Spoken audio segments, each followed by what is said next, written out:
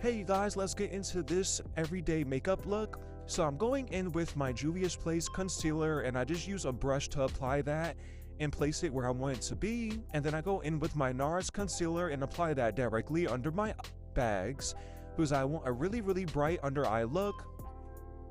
So I use a concealer brush to blend out the edges and then I work my way up.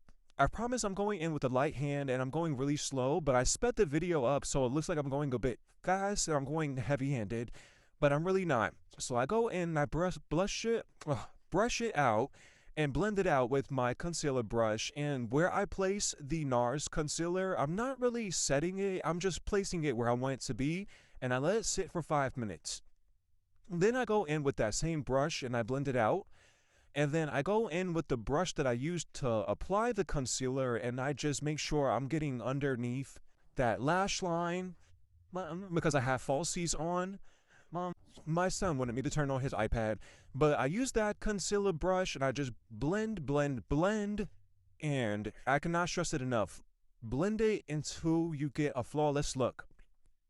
So I go in with this NYX concealer stick.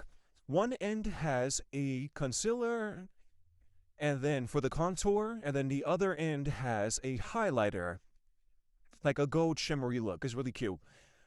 So I'm really liking this contour stick. Honestly, I felt like this shade matches me perfectly, and I got this from Ulta.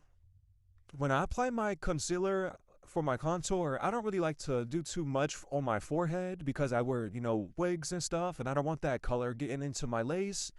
But I use a blending brush and I just blend that out to my liking. I try not to go too down. When I have the contour, I like to pat it on the sides and work my way up. And then, of course, I just blend it out on my jawline. Any places that I might have went overboard with when it came to the contour, I just use that same concealer brush that I use for my under eyes and I just, fix any mistake.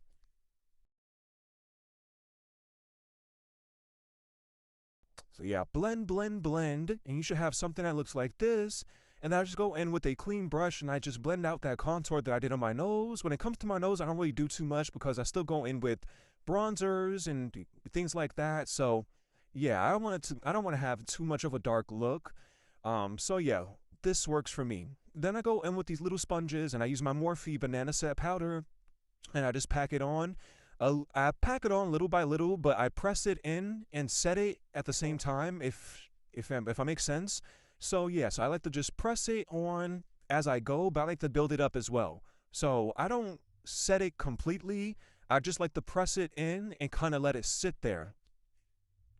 So as you guys can see, it's giving me a bright under eye look like this. You guys don't have to use as much product as I'm using, but this is what works for me and helps me achieve the look that I'm going for. I like to use that same banana powder and just chisel out the outer corners of my nose to really, pop out that contour that I did earlier. Then I go in and I apply it on my chin. I like to apply it on my lips. And then I go back in and I, press it out on the corners, on the edges, just to, get the look that I'm going for. And look, it's still bright. And then I go in with this matte bronzing powder and I use the darkest shade. One little tap and that's it. A little goes a long way. When it comes to contouring, you don't want to look like someone punched you in your face. And then when you turn your head, you want it to look blended and flawless. So a little goes a long way. You can build it up to your liking, but start out little by little.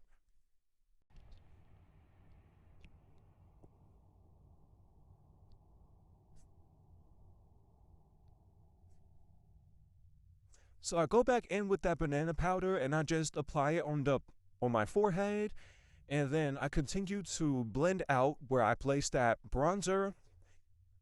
And I like to chisel out my jawline to slim that down.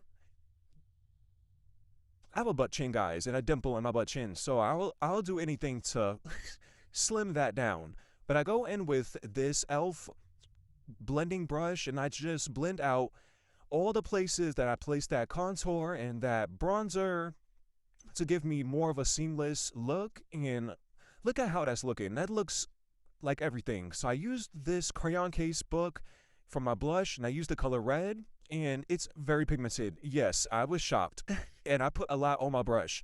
So a little goes a long way when it comes to this palette, and I bought this with my money, so this is not sponsored. Then I go in with another blush blending brush, and I just blend that out to my liking. I don't like my blush to be like super bright. I like it to be kind of there, but palish, if that makes sense. Like, I want it to be there, but I don't want it to like overdo my makeup, like, you know? So I blend that out to my liking, and a little goes a long way. So yeah, I just bought this palette, that notebook for the blushes. So you live and you learn.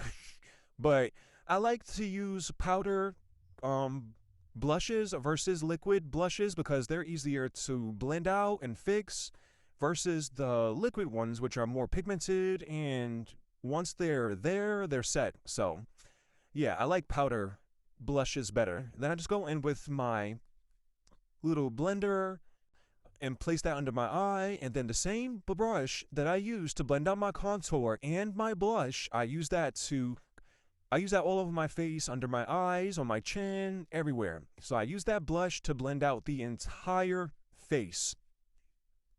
And look and see how that doesn't affect my makeup. It doesn't move anything. It just gives me a more natural, seamless look, and it blends everything together beautifully. Then I use my Morphe setting spray. I forgot the name. I'll leave it in the comment section below. And then I use this NYX Fix Lasting Matte Spray as well. So I use 2 different setting sprays, and yeah, this is the look. I applied some lipstick, some liner, the bronzer that I used for my cheek. I applied that on my eyes, and yeah, I applied some highlighter, and this is the look. Very cute, very sleek, very flawless. I don't need to go to no makeup artist. But if you guys like this video, let me know in the comment section below. Bye.